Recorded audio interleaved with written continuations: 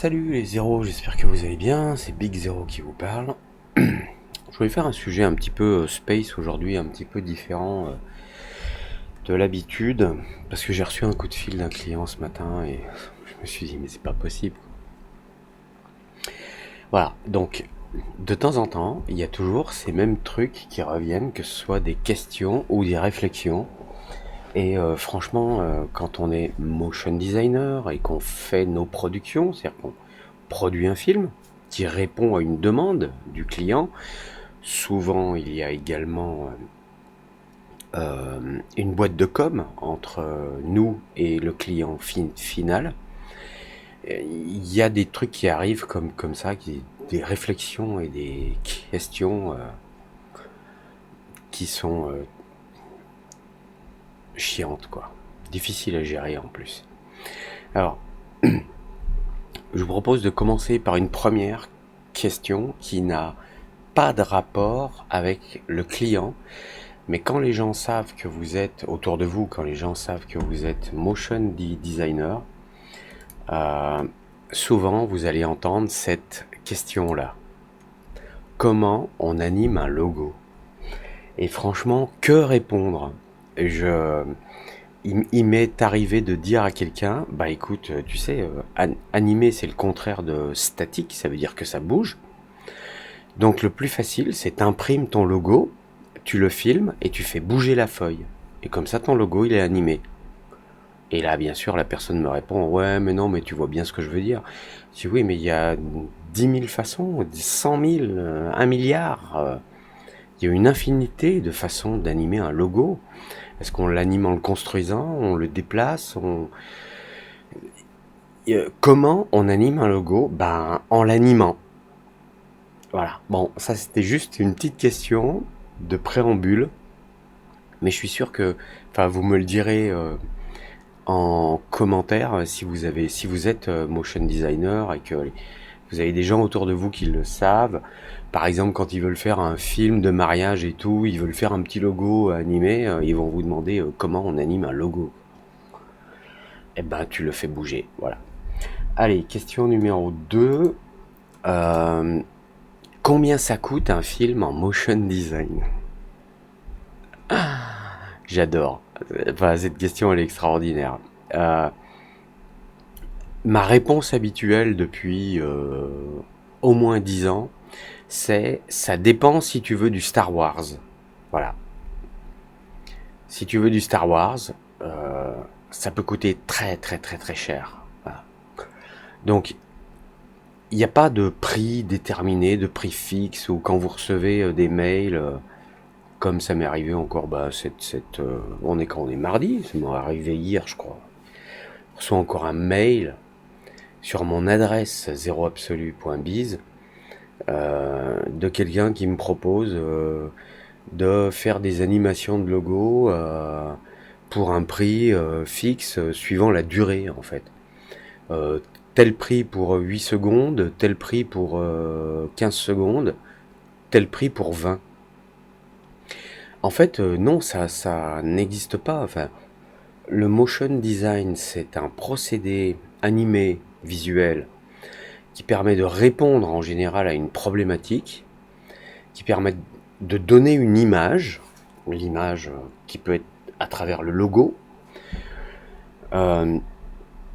et ça peut être très cher, parce que ça dépend de l'ambition et de l'image que l'on souhaite donner. Vous avez qu'à voir ne serait-ce que les animations des logos des marques de produits de luxe à la fin de leur spot de pub.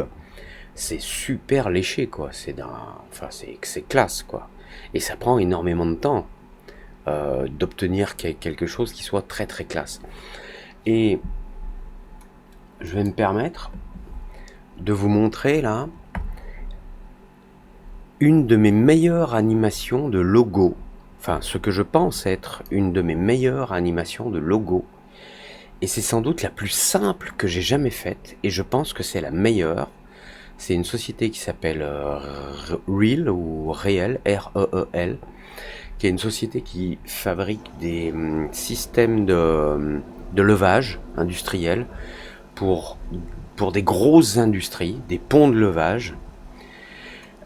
Et voilà une animation que j'ai fait il y a quelques années, je sais plus quand, je sais plus, il y a 4, 5, 6, 7 ans, je sais plus. Et je la trouve parfaitement classe. Voilà. C'est juste un petit bumper pour mettre au début de leur film. J'ai fait ça en un jour, surtout parce que j'étais inspiré, parce que le logo lui-même, voilà le logo dans sa version finale, il a quelque chose de très graphique et de très inspirant.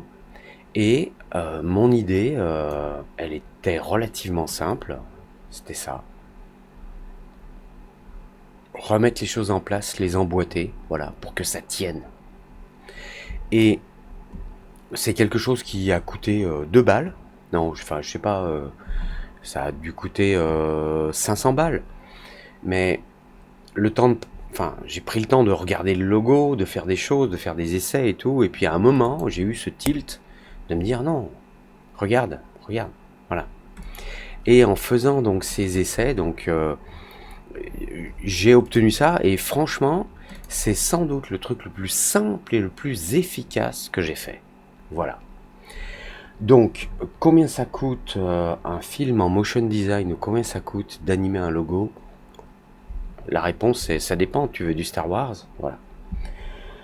Question numéro... Attendez, je vais effacer le fond là.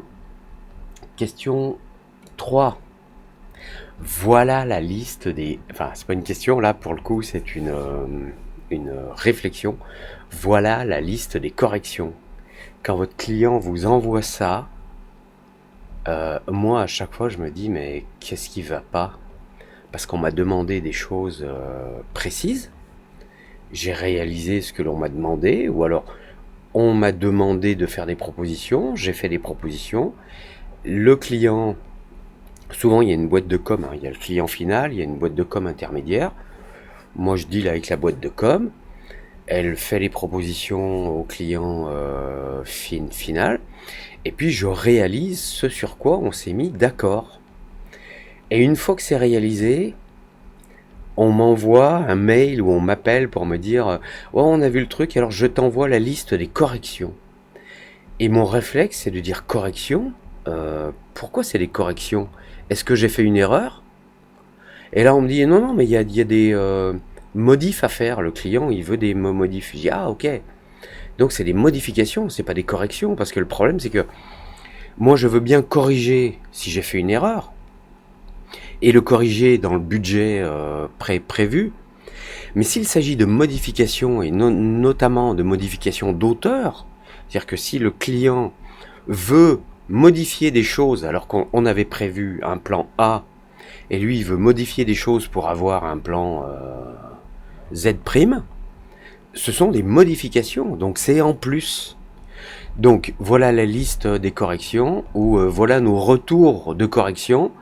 À chaque fois, posez-vous un instant la question, dites-vous, est-ce que c'est vraiment des corrections? Est-ce que j'ai fait une erreur? Parce que si vous n'avez pas fait d'erreur, là vous pouvez dire non, il ne s'agit pas de correction, il s'agit de modification. Donc c'est du travail en plus. Il m'est arrivé aussi de dire à des clients, attendez, la différence entre une correction et une modif, c'est la suivante. Si vous avez une automobile que vous amenez chez le carrossier, vous lui demandez de la peindre en jaune, il va vous demander de choisir un jaune. Donc vous choisissez le jaune, il la peint, et quand vous venez la chercher, vous lui dites pas « Ah, finalement, je voudrais un jaune plus sombre ». Ou alors, vous lui dites, en sachant très bien qu'il va vous dire « Bah oui, mais moi, je l'ai peint avec le jaune que vous m'aviez demandé. Donc si vous voulez que je la peigne avec un autre jaune, je vais vous refaire un devis, et il va falloir payer en plus. » Et soyez intransigeants à ce sujet, je vous le dis. Alors, on passe à la suite, parce qu'au départ, j'avais eu 3-4 questions comme ça en tête. Et puis en préparant la liste, j'ai une de plus qui est venue, puis une autre, puis une autre, puis une autre. Puis après, je me suis dit, bon, il faut arrêter. Donc, question numéro 4. Est-ce que vous pouvez nous envoyer les sources? On a des modifs à faire. Ça, généralement, ça intervient, c'est pour ça que je l'ai mise en numéro 4, ça intervient après, voici la liste des corrections. Parce que quand vous leur dites, non, attendez, il y avait un budget imparti pour faire des choses, je l'ai fait. Donc si vous voulez des choses en plus, vous le payez en plus, je vous fais un devis. Et en général, les boîtes de com, elles ont leur budget qui est fixe, hein. Et puis elles se disent, bon, bah, vu que lui, il me demande tant pour faire les modifications que le client veut, bah, je vais demander à quelqu'un d'autre de me faire un bricolage. Et ils font quoi? Ils vous demandent les sources. Et ben, vous savez quoi? En tant que motion designer, oui, vous pouvez vendre les sources, mais la question qu'il faut bien avoir en tête, c'est de vous dire que dans vos sources, il y a du savoir-faire.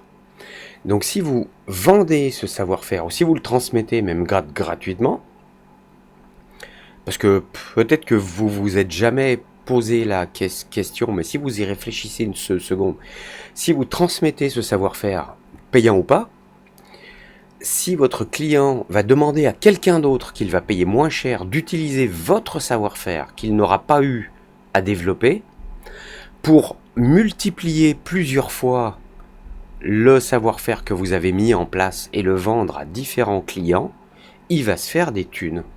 Et donc, interdiction de se faire des thunes, notamment sur le droit d'auteur. Quand vous fabriquez des images, vous avez un droit d'auteur en tant qu'auteur, même si vous avez des contrats de confidentialité ou quoi, il faut que ce soit rémunéré, la confidentialité. Donc, est-ce que vous pouvez nous envoyer les sources? C'est ben oui, mais j'estime le prix des sources de ce projet à tant. Et ça peut être 3 000 euros, 10 000, 20 000, 30 000. Voilà, c'est tout. C'est aussi simple. Enfin, c'est aussi simple. Il faut pas hésiter à le dire, quoi. Mais est-ce que vous pouvez nous envoyer les sources? Ah mais non, mais justement, c'est parce que on a des modifs à faire, mais vu que vous dépassez le budget, on va les faire faire par quelqu'un d'autre qu'on payera moins. Vous allez les faire faire avec mon savoir-faire à moi? Non, hors de question. Allez, on avance. Question numéro 5. Vous n'aviez pas compris que ceci, cela.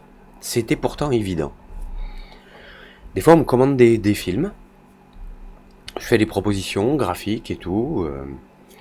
La boîte de com fait le tri avec son client, puis il choisit un style, un effet, un truc. Je fais le film. Excusez-moi une seconde. J'avais besoin de tousser, mais pas dans vos oreilles.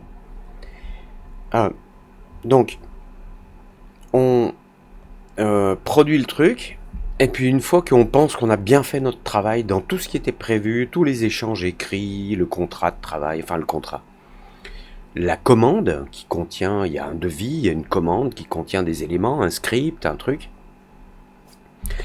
Et d'un coup, le client, il vous envoie un mail où il vous appelle et vous dit mais où est la version carrée du film? Je dis mais quelle version carrée? Bah oui, parce qu'on voulait une version carrée pour les petites promos produits sur les sites web. Je dis mais on n'a jamais discuté de ça. Et là, on vous répond, mais vous n'aviez pas compris qu'il fallait une version carrée ou qu'il fallait... Ah oui, vous n'aviez pas compris que... Surtout dans les films de pub pour des... Enfin, moi, mon expérience, pour de l'électroménager, des sèche-cheveux, des aspirateurs, des machins, des trucs, on vous envoie des modèles 3D, CAD. Déjà, vous faites le ménage et tout, et puis on vous envoie tous les habillages, les stickers et tout, qui sont dans une certaine langue. Et puis une fois que vous avez réalisé le film, parce que personne vous a dit qu'il fallait faire une version française, anglaise, turque ou autre, on vous envoie des stickers en français, vous faites le film 3D, donc avec les stickers en français, vous faites tous les calculs, toutes les séquences les unes après les autres, vous faites le montage, les effets de post-prod, synchro avec la musique et tout, la musique choisie par la boîte de com ou le client. Et puis vous livrez, puis vous dites, bon bah ils vont trouver ça cool. Et d'un coup ils vous disent, bah la version anglaise elle est où? Comment ça? Quelle version anglaise? Bah c'était pourtant évident. J'ai dit, bah non, puisqu'on n'en a jamais parlé. On n'en a jamais parlé. Vraiment, on va reprendre les communications. Alors, c'est pour ça que même quand vous avez une communication au téléphone, prenez le temps de faire un résumé par mail pour dire, bon, ok, donc on a bien convenu que ce serait un film en 16:9 avec une langue, truc, si, en 4K, en 8K ou quoi. Faites un petit résumé des données techniques globales de la production, parce que faire des rendus en 8K par rapport à du 4K, je veux dire, c'est du temps et c'est très cher en électricité, ou si vous utilisez un render farm, ça coûte très cher. Donc, mettez juste à plat, et puis comme ça, quand vous avez ce genre de retour, vous dites, attendez, non, non, on n'a jamais parlé de ça, regardez, je vous ai fait un résumé, vous l'avez lu, vous avez eu aucune réflexion. En fait, ils l'ont pas lu. Voilà. Mais vous leur dites, vous l'avez lu, et vous avez eu aucune réflexion à ce sujet. Donc, non, si vous voulez une version anglaise, moi, il faut que je refasse tous les calculs, c'est tant de boulot, donc ça coûte tant.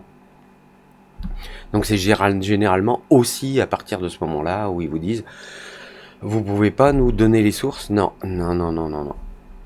Alors, on passe à la suivante. C'est pas le bon machin truc. Vous n'êtes pas allé voir sur le serveur. Ça m'est arrivé, mais alors des millions de fois, quoi. Souvent, quand des sociétés qui fabriquent des produits dont ils veulent un petit film 3D, en général, c'est un produit, je sais pas, un sèche-cheveux, encore une fois, un appareil à raclette, peu importe, une brosse à dents électrique, ils vous envoient des fichiers CAD, enfin des fichiers de conception assistée par ordinateur, CAO, dans des formats très techniques avec plein de choses à l'intérieur. Donc vous recevez des fichiers, alors ils vous envoient un lien vers leur serveur et ils vous disent, bon, les fichiers sont en ligne, ok, vous y allez, vous prenez les fichiers, vous les nettoyez durant 2 ou 3 jours, vous commencez à préparer les textures, les éclairages et tout, vous commencez à faire des rendus et tout, et vous envoyez vos images et ils vous disent, bah c'est pas le bon modèle. Et puis vous leur dites, bah moi j'ai travaillé avec le modèle que vous m'avez envoyé. Et la réponse, elle est géniale, c'est, ah oui, oui, non, mais on vous a pas envoyé le bon au début, donc on a remplacé le fichier sur le serveur. Vous n'êtes pas allé voir? Bah non, si vous m'avez pas prévenu, je suis pas allé voir. Vous me dites qu'il y a un truc à prendre sur le serveur, j'y vais. Si vous me dites pas que vous avez fait une erreur, voilà, c'est ça le truc. Si vous me dites pas que vous avez fait une erreur, et qu'il y a un nouveau fichier, parce que le précédent était pas le bon, vous m'avez fait perdre mon temps. Donc la question est pas de savoir si je suis allé voir sur le serveur ou pas, parce que vous ne m'avez pas dit d'aller voir sur le serveur parce qu'il y avait une nouvelle version, mais non seulement là, vous essayez de me faire croire que c'est une erreur de ma part de pas être allé voir sur le serveur alors que j'ai pas à le faire, mais donc ça veut dire que tout le boulot que j'ai fait là, il faut que je le refasse. C'est pas bon du tout ça. Et ça va vous coûter des sous. Voilà. Bon, comme d'hab. Allez, on termine avec une dernière. J'y peux rien, c'est le client qui veut ça. Alors ça, c'est génial. On vous emploie en tant que motion designer. C'est-à-dire que c'est votre métier, vous faites du design. Hein, donc c'est vous qui choisissez les formes, les couleurs, les animations, parce que vous faites du motion. C'est vous qui avez l'expérience pour répondre aux problèmes du client.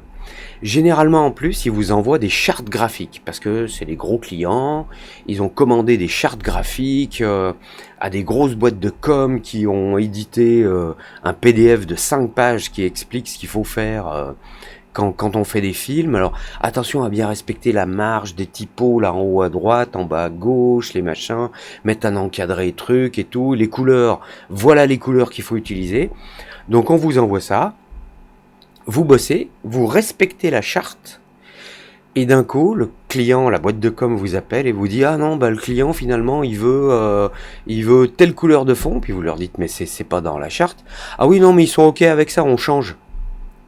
Bah oui, mais le problème c'est que le boulot est fait. Le boulot est fait avec les préconisations de départ, et que maintenant il faut changer, donc c'est des modifications d'auteur. Donc c'est du temps en plus et ça va coûter tant. Ah ben non, non, non, mais moi j'ai pas de budget en plus, j'y peux rien, c'est le client qui veut ça. Et là, vous discutez avec la boîte de com et vous lui dites, bah, raisonnez le client. Dites-lui qu'il a fait un choix, qu'il a envoyé une charte et que le film qui a été fait respecte le cadre technique, respecte le script. Et donc, s'il veut une modif, c'est en plus. Et là, votre client, la boîte de com, vous dit, ah bah non, mais je lui ai déjà dit qu'on le ferait dans le budget. Eh ben, encore une fois, soyez super ferme. Et dites, bah oui, bah vous, peut-être que vous avez fait une promesse à votre client, mais moi je vous ai pas promis de faire du travail en plus. Donc si vous voulez du travail en plus, je le fais en plus, mais ça coûte tant de plus.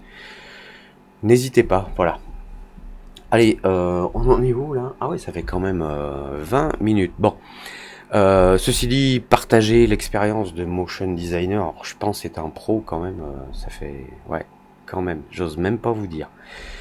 Le temps que depuis combien de temps je fais ça. Donc, si vous avez d'autres trucs et ou tout qui puissent être étonnants, déroutants ou amusants, n'hésitez pas à nous les partager à tous en commentaire. Et puis comme d'habitude, si ça vous a plu et que vous en voulez encore, bah, abonnez-vous. Si vous aimez, mettez un like. Si vous aimez pas, mettez un j'aime pas. Mais dans les deux cas, si vous avez un commentaire, surtout si vous aimez pas, n'hésitez pas à m'écrire en commentaire, me dire ce que vous n'aimez pas. Je n'ai pas de problème avec ça. Ok ? Sur ce, je vous souhaite, on est mardi, donc ouais, une bonne fin de semaine, on va dire. Et puis on se retrouve très vite. J'ai quelques idées en tête pour les tutos à venir. J'ai commencé à faire quelques mises en forme de trucs qui, je pense, vont être intéressants dans la continuité de la série débutée en motion design sous Cinema 4D 2023.